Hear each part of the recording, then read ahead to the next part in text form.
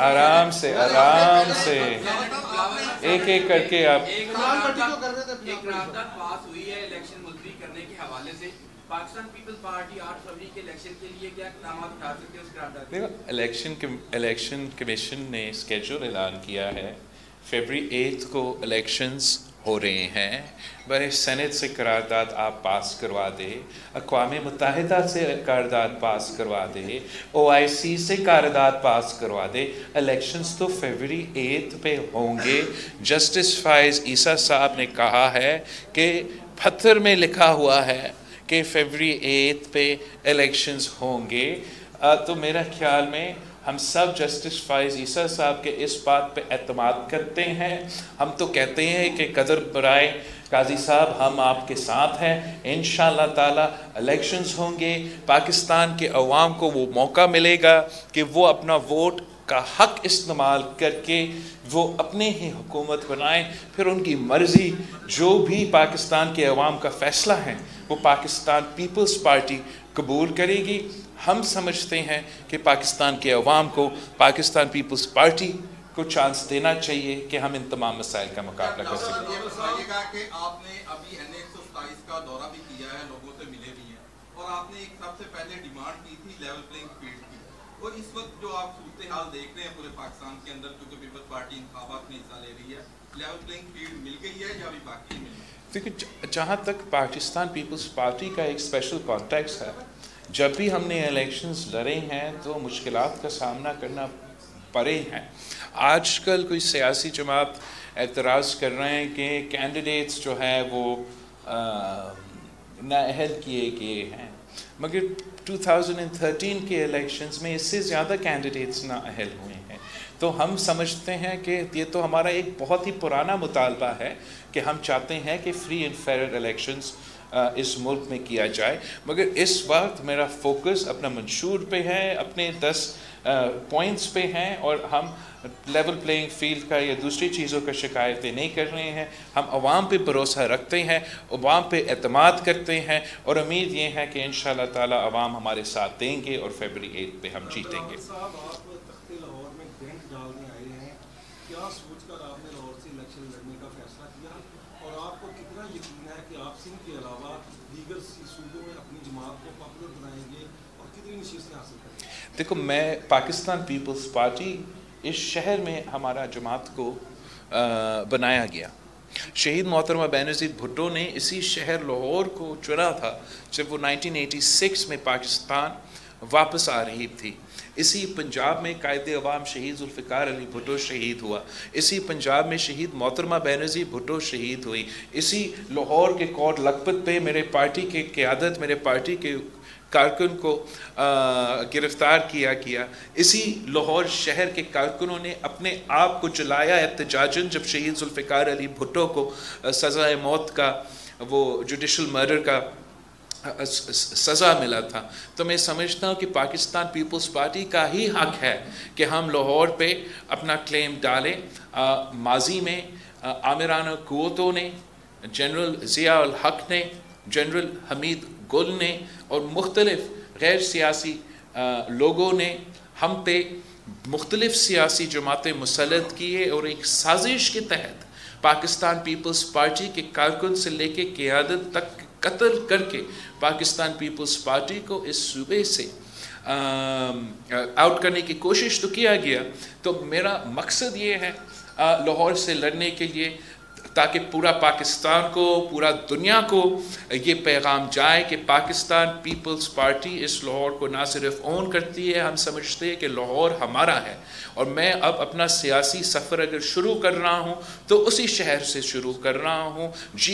جیت ہار اللہ تعالیٰ کی ہاتھ میں ہوتا ہے، مگر ہم مقابلہ کرنے کے لیے تیار ہیں، اور امید ہے کہ انشاءاللہ تعالیٰ ہم قائد عوام شہید ذوالفقار علی بھٹو کا، شہید محترمہ بینظیر بھٹو کی جماعت کے وہ رشتہ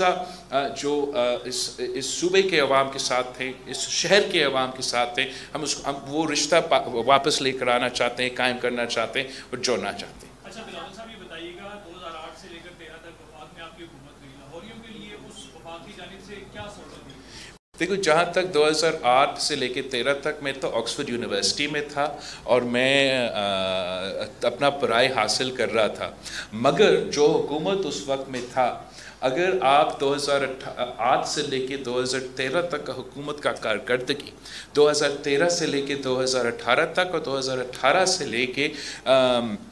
اب تک کا کارکردگی کو کمپیئر کریں، چاہے وہ معاشی پالیسیز ہو، چاہے وہ غربت کا مقابلہ کرنے کے لیے پالیسیز ہو، چاہے وہ پسماندہ طبقے اقلیتوں کو نمائندگی حقوق دینے کی بات ہو، چاہے وہ صوبے کو اختیار دینے کی بات ہو، تو وہ پاکستان پیپلز پارٹی کے اس دور کی حکومت نے کیا تھا۔ اگر پنجاب کو اپنے وسائل ملیں، اگر اس شہر میں شہباز شریف صاحب وہ اپنا کام کر سکیں تو صرف اس لیے کہ ہم نے NFC ایوارڈ کے مطابق ان کو وہ وسائل دیے جو تاریخ میں کسی وزیر اعلیٰ کے پاس نہیں تھا، وہ وسائل دیے، وہ اختیار دیے جو ان کے پاس نہیں تھا۔ مگر افسوس میرا یہ ہے کہ جو پنجاب کا غریب ہے، جو پنجاب کا عام آدمی ہے، جو لاہور کا محنت کش ہے، جو قصور کا کسان ہے، جو اس صوبے کے نوجوان، جو اس صوبے کے طالب علم ہیں، ان کا نمائندگی نہیں کیا گیا۔ ہمارا اشرافیہ کا نمائندگی کیا گیا، ہمارا انڈسٹریز کا نمائندگی کیا گیا، ہمارا کاروباری طبقہ کا نمائندگی کیا گیا ہوگا، مگر اس شہر کے عوام کی نمائندگی پچھلی 3 حکومتوں نے جو اس صوبے میں موجود تھے ان کو نمائندگی نہیں کر رہے تھے۔ میں چاہتا ہوں کہ مسن عوام کی نمائندگی کریں، اور میرا حق ہے کہ میں یہ سیاسی لڑائی لڑے، اور انشاءاللہ تعالی اس سیاسی جدوجہد میں ہم کامیاب ہوں گے۔ آپ سمجھتے ہیں کہ پیپلز پارٹی کے اقتدار میں آنے سے عوام کے مسائل حل ہو جائیں گے؟ کیونکہ ہم نے ماضی میں بھی پیپلز پارٹی کی حکومت میں دیکھا کہ عوام کئی مسائل سے دو چار تھی۔ دوسرا سوال یہ ہے کہ آپ نے جو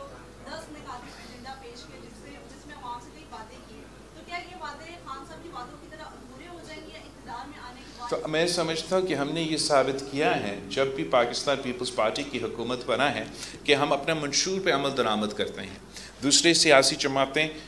الیکشنز میں وعدے کرتے ہیں اور حکومت میں آ کے کچھ اور کرتے ہیں، مگر 2007 میں ہم نے ایک شہید محترمہ مینوسی بھٹو نے ایک منشور دیا اور ہم نے اس منشور پہ عمل درآمد کیا، چاہے وہ 18ویں ترمیم ہو، چاہے وہ بے نظیر انکم سپورٹ پروگرام ہو۔ یہ تمام جو ہمارے وعدے تھے اس منشور کے مطابق، even though we didn't have a majority، ہم نے وہ وعدے پورے کیے ہیں۔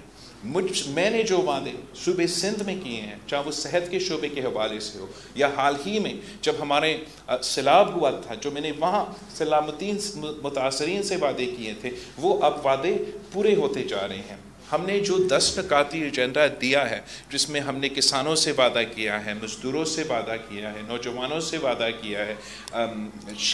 شہریوں سے ان کی تنخواہ میں اضافہ سے لے کے ان کے 300 یونٹ بجلی کا وعدہ کیا ہے، اس وعدے کے پیچھے ہمارا پلان بھی موجود ہے، ہمارا فائنانسنگ بھی موجود ہے۔ اور آپ نے جو اس سے پہلے سوال کیا کہ پیپلز پارٹی کا حکومت میں آنا، اگر پیپلز پارٹی حکومت میں آ کے اس 10 نکاتی جو پروگرام ہے اس پہ عمل درآمد ہوگا تو ضرور پاکستان کے عوام کو فائدہ ہوگا۔ ہم صرف حکومت اپنے لیے نہیں، اپنے لیے اقتدار حاصل کرنے کے لیے نہیں۔ اگر آپ ہمیں دوسرے سیاسی جماعتوں سے کمپیئر کریں تو میں الیکشن لڑ رہا ہوں تاکہ میں اپنے منشور پہ عمل درآمد کروں۔ نون لیگ الیکشن لڑ رہی ہے تاکہ ان کا قائد جیل سے بچ جائے، اور PTI بھی الیکشن لڑ رہی ہے تاکہ ان کا قائد جیل سے بچ جائے۔ ان کے ذاتی ایک ایجنڈا ہے، میرا ایک عوامی ایجنڈا ہے۔